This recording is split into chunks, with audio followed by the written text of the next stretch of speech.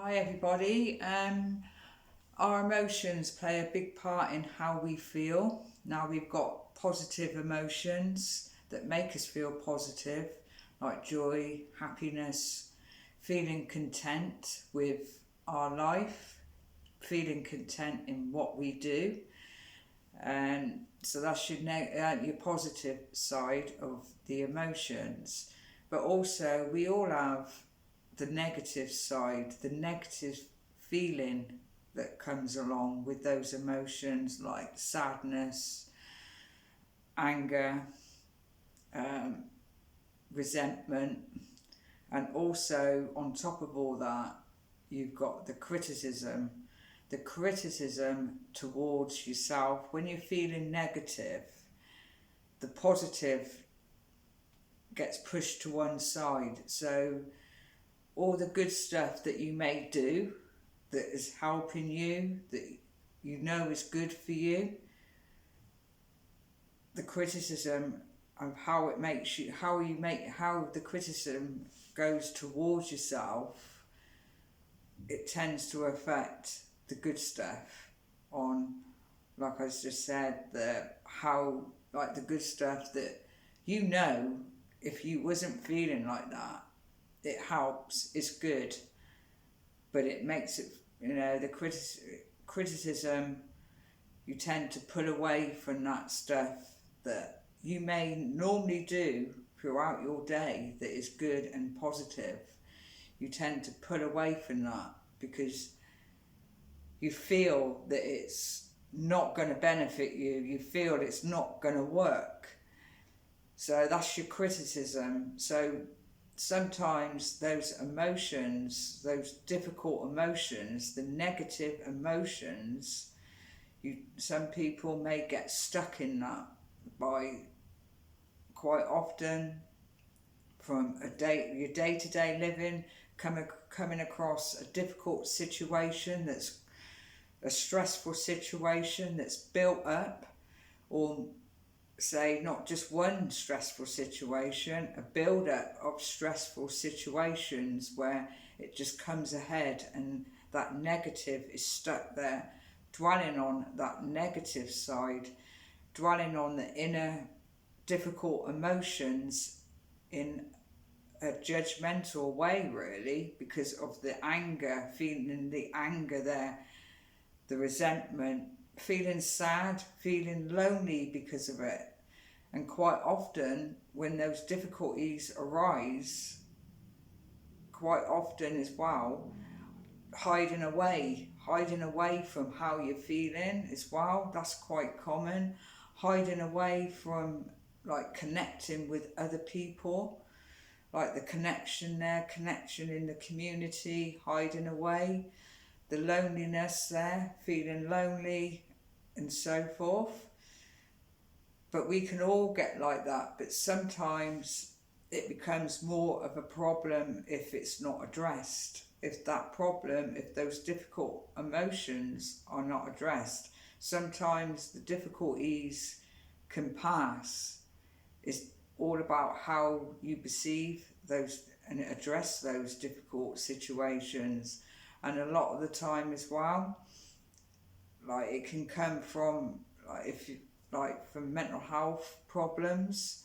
Quite often that arises there with those difficult feelings, the difficult emotions, the negative emotions become more of a greater impact to shifting that, like how it affects your mood, like your behaviours as well, with difficult feelings and emotions, those feelings there.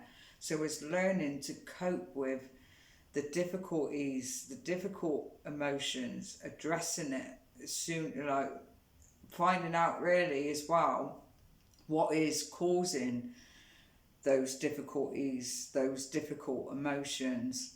And sometimes the added as well is laid on top of how you're feeling, makes it more difficult to process those feelings, those emotions there as well. So it's learning to cope in a better way with the difficulties around it, because sometimes it goes to your thoughts of how you, like, how you're feeling, you're thinking, how you're perceiving, like with your thoughts, like with the criticism, the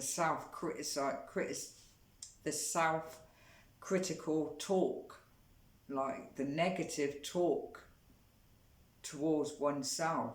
Now it depends on each individual's situation of why those difficulties have arisen and how you perceive them, like your behaviours towards them. So it's learning to cope in a better way and to be able to process those feelings in a better way, because sometimes it can become very overwhelming and consuming on top of all that. So it's like breaking down those emotions of how you're feeling, like taking a step back. First of all, what is the triggers causing those difficult feelings and emotions? Seeing what those triggers are that has caused it, the stress, what has caused that difficulty, the stress. Sometimes feeling bodily sensations, feeling it within yourself, like physically. It can affect your muscles, feeling very tense throughout your body, like the anxiety, it creates a bit of anxiety towards it. The tension in your body, it can create tense muscles as well. It can also, like with your breathing, like anxiety, the panic attacks, it can create quite a few problems there. But addressing those difficult feelings and emotions sometimes isn't that easy, because sometimes you may not recognise what has caused it. It could be through a number of things that has caused it. Like I said, it depends on the situation there, but coping with it in a better way, in a more soothing way, because you've got to think the pain, feeling that pain there with your emotions, the feelings and emotions, the pain that is occurred around it, the anger, the difficulties, like the negative creates anger, resentment, and even feeling irritable because of it. You know, it can create a harshness around it. So the intenseness there creates more of a problem. The hardness that is around it creates more of a problem and can prolong. It can prolong the healing as well with it. It can, just prolong the healing, and the more difficult to be able to process and overcome those difficult emotions, pulling away from that negative, quite often holding on, clinging on, getting stuck and clinging on to that negative creates a bigger problem in a harshness, in a hardened way. So it's learning to recognise what that difficulty is, on how you can approach it in a better way. So approaching those difficulties in a better way is going towards in a more awareness, and being aware of your feelings, your emotions, the negative there, being more aware, like the awareness there. The awareness is in a non-judgmental way, being mindful towards yourself, because quite often, like I said, the harshness there. So it's all about practicing, is a skill to learn to be more mindful towards yourself, more mindful towards those emotions, because once you take away that harshness there and be more mindful and more soothing in a more compassionate way towards yourself, it gives you that ability there. Mindfulness gives you that ability to be able to cope with those difficult, stressful situations, good for the stress, reducing that stress and helping with alleviate the anxiety that is created around it. And quite often as well, the fear may set in, fear of how, of how, like the negative fear. So it's learning to cope with those difficult emotions, those negative emotions in a better way. Like I said, mindfulness, being mindful towards yourself and being able to give you the ability to process and cope with those difficult emotions in a better way, in a more calmer. It gives you a sense of calmness. So when you take away the hardness and you've got the calmness there, that negative emotions are easy to overcome. You tend to not hold on to them so much. You won't hold on to them, clinging on to them. You learn to let go of that difficult emotion, that negative emotion. Also as well is focusing. When you focus towards something, like if you're focusing on being mindful, meditation, or a task, even though that self-critic is there and telling you that isn't going to help me, that's no good, even though it's pushing past that barrier of that self-critic that tells you that self-negative talk, pushing past that, even though how difficult it is, by just focusing on a task. Like I said, meditation, do a bit of meditation, focusing on your breathing, your body sensations, how you're feeling in a calm way, to let go of that negative, letting go of that negative harshness, that negative difficult situation. When you breathe in and breathe out that negative emotion, you breathe it out and you let go of it. So that's a technique. So you're focusing on that, and also as well focusing on any other task.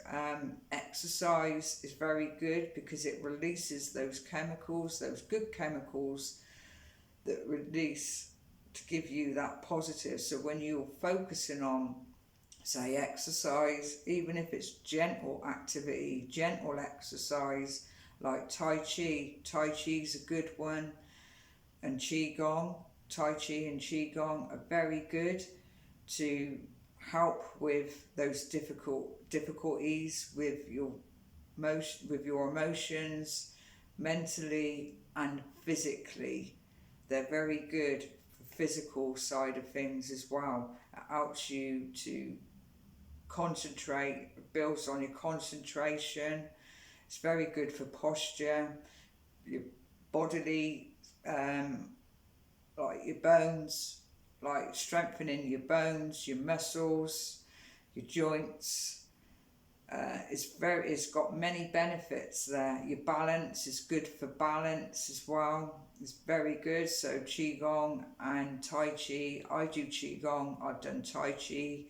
I've been doing it now for at least a couple of years, and I do now Qigong, which is it's very sane, which I've been doing consistency for about 10, then 11 months, and I feel the benefit for my well-being and physical with my back that sometimes flares up. Last time with my back flaring up, because I suffer sometimes with sciatica, the Qigong helped without any painkillers. I got through it without any painkillers, and it only lasted a few days because I've been doing that consistency and I've been feeling that benefit there. So that's another thing. So you're focusing. I focus on what I'm doing and the concentration. There are many things that you can do. Poetry, reading a book when that difficulty comes, learning to focus towards something, to pull away, to let go of that negative, difficult emotion, expressing, talking about how you're feeling, talking about those difficult feelings and emotions to somebody. There are people out there that will not judge you, and they're there to listen as well. And also as well, it will give you that headspace and to be able to overcome that feeling of being overwhelmed as well, and be able to process those difficult feelings and emotions in a better way. So this video was about coping with difficult, negative emotions that arise, that come in force, and sometimes prolong for a long period of time, learning how to address them in a more better way and to cope with them and to overcome those negative emotions, and to pull away from the negative and turn towards and focus as much as you can on the positive emotions. We can all, like I said, we can't all be positive 24/7. We can be positive for as long as we can. It's all about how we look after our well-being, our mental well-being, which is very important, because sometimes if it lacks in certain things that we, like routine is good. Keeping up a routine is very good. So mental health and looking after and maintaining good mental health is very important. Suffering with a mental illness, the recovery, going through that recovery, there is hope, but you have to still maintain your well-being as well afterwards, going through that recovery, and keep it. Whatever you're doing that is helping, it's all about consistency. You start to feel confident within yourself, confident in what you're doing, and you start to feel the benefit of what you're doing as well with the coping strategies. So I'm going to end the video there. Please share this video because it's very important. Our mental health is just as important as our physical health, because our mental health and physical health, there is a connection there with our mental and physical health. So please share, and don't forget to subscribe to my channel, and see you in the next video.